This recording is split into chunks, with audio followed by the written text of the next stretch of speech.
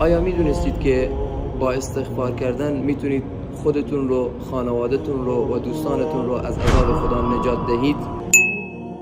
خداوند متعال میفرماید و ما کان الله لیعذبهم وانت فیهم و ما کان الله معذبهم وهم یستغفرون.